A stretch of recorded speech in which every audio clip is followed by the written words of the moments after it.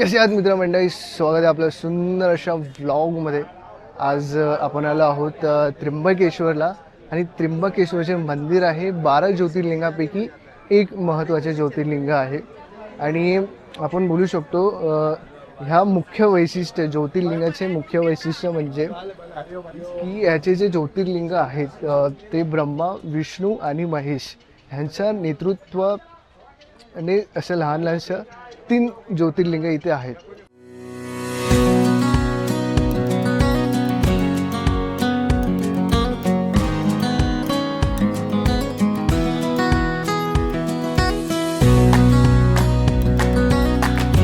आम्ही इथे किती वाजता आलो होतो, साधारण आम्ही निघालो होतो LTT वरून. LTT वरून आम्ही निघालो होतो 11:35च्या ट्रेनने. पाटलीपुत्र आम्ही पकडली होती, बरोबर. पाटलीपुत्रानंतर आम्ही उतरलो नाशिक रोडला साधारण 3 वाजता. साधारण 3 वाजता आम्ही उतरलो. आणि 3 नंतर आम्ही आंघोळ वगैरे केली. तिथेच आम्ही कुठे गेलेलो आपण आंघोळ करायला? बाजूलाच होतं ना ते, काय बोलतात काय त्याला, स्नानगृहामध्ये आम्ही आंघोळी करायला गेलो. स्नानगृहामध्ये आम्ही गेलो आंघोळ करायला. त्यानंतर आंघोळ करून आम्ही तिकडे साधारणतः 4:45 किंवा 4:45च्या दरम्यान आम्ही बस पकडली. आणि त्या बसने आम्हाला 6 वाजता इथे त्र्यंबकेश्वरच्या गेट जवळ, म्हणजे थोडं चालायचं आहे तिकडून त्र्यंबकेश्वर म्हणजे मंदिरामध्ये येण्यासाठी. तिथून आम्ही जे मंदिरामध्ये लाईनीमध्ये जे उभे होतो त्या लाईनीमध्ये साधारणतः 5 तास गेलेले आहेत. टोटल आम्ही आता जस्ट 11 वाजता आम्ही फ्री झालेलो आहोत.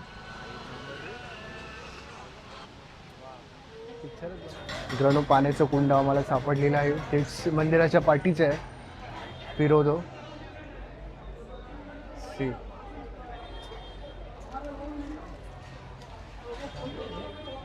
सगळीजण आंघोळ करतायत तिथे.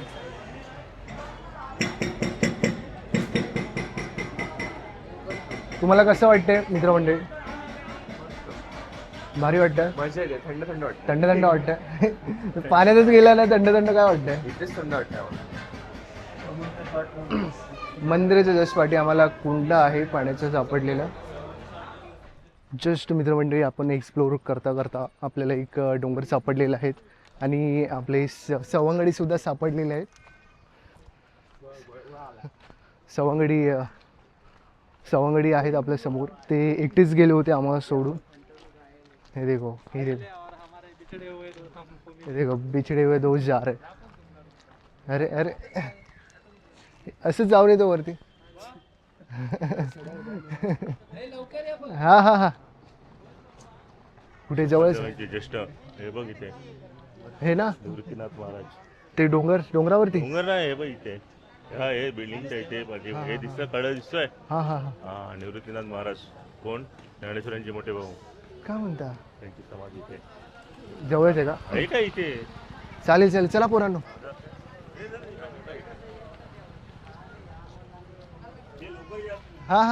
लवकर आलो. कडक ना, सुंदर, भारी बोलले ना. संत ज्ञानेश्वरांचे मोठे भाऊ निवृत्तीनाथ. आम्ही आलो इथेच. आमचं एक एक्सप्लोर करत पोहोचलो आम्ही. आमच्या सवंगडी एक पाठी राहिलाय. सुंदर असं मंदिर आहे. संत ज्ञानेश्वरांच्या मोठे भाऊ यांचं मंदिर आहे इथे. गाईस, तुम्ही बिलीव्ह नाही करणार, आपल्याला सुंदर असं व्ह्यू मिळतोय. तुम्हाला व्ह्यू दाखवतो. सुंदर असं ब्रह्मगिरी पर्वत, जिथून गोदावरी गंगा नदीचा उगम स्थान झालं आहे, ते पर्वत आपल्याला दिसते इथून. ते परत तुम्हाला दाखवतो. आणि इथे एक छोटंसं मंदिर आहे, ते तुम्हाला दाखवतो. इथून तुम्ही सरळ गेलात, छोटंसं मंदिर आहे. हे बघा, तुम्ही ह्या रस्त्याने वर गेलास ती छोटंसं मंदिर आहे.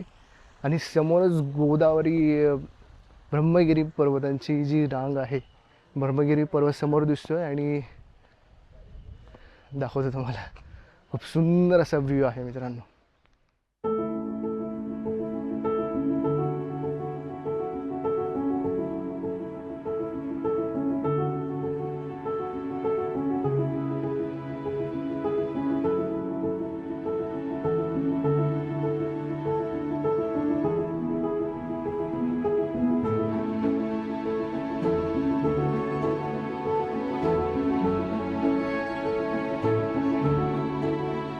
तर मित्रमंडळी, तुम्ही आता सुंदर असा व्ह्यू पाहिला असेल. ब्रह्मगिरी पर्वत आणि बाजूला अजून डोंगर आहेत काही. आणि आमचे जे सवंगडी आहेत ते खूप दमलेले आहेत, आळशी आहेत. त्यांना चालायला आनंद घेतात ते बघा, बसून इथे असा आनंद घेतात तिथे. पण आम्ही जातोय वरती. एक मंदिर आहे सुंदर, त्या मंदिराचा आम्ही एक उत्कृष्ट व्ह्यू घेऊ आणि आनंद देखील घेऊ. पहा काय नेचर आहे माझ्या आजूबाजूला, मज्जा झाली. सी वरतून गेट आहे, वरती जाऊया गेट वरती.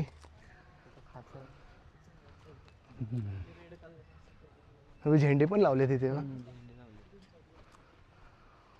सुंदर असं मंदिर आहे मित्रांनो, सुंदर असं मंदिर. आणि आम्ही जातोय मंदिराच्या आतमध्ये.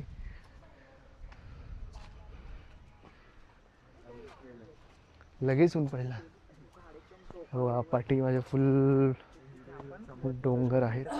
तर इथे चप्पल काढ.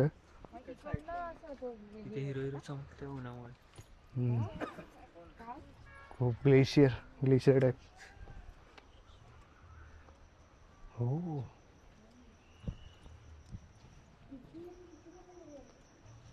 सुंदर असं एन्शियंट मंदिर आहे मित्रांनो.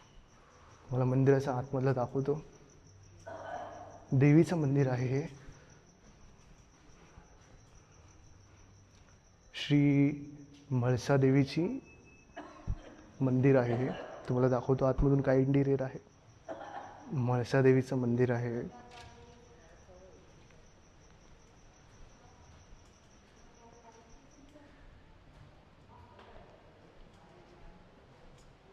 संपूर्ण एक वेढा घालण्यासाठी इथे जागा आहे.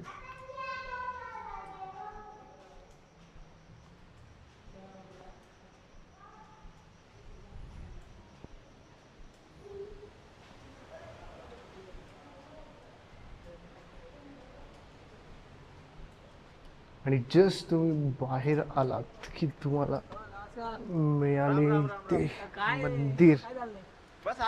बाहेर लगेच डोंगर आहेत.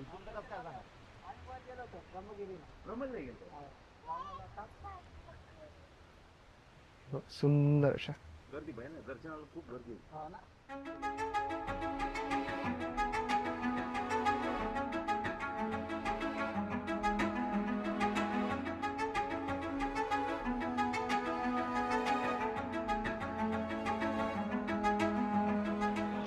सर मित्रमंडळी, आपला प्रवास इथेच संपलेला आहे. आम्ही त्र्यंबकेश्वर जो आपला बस स्टॉप आहे तिथून आम्ही ओमनी एक इको पकडली. इकोने आम्ही डायरेक्ट आलो आहोत कासार स्टेशनला. त्याने आमचे पर पर्सन 250 रुपये घेतलेले आहेत.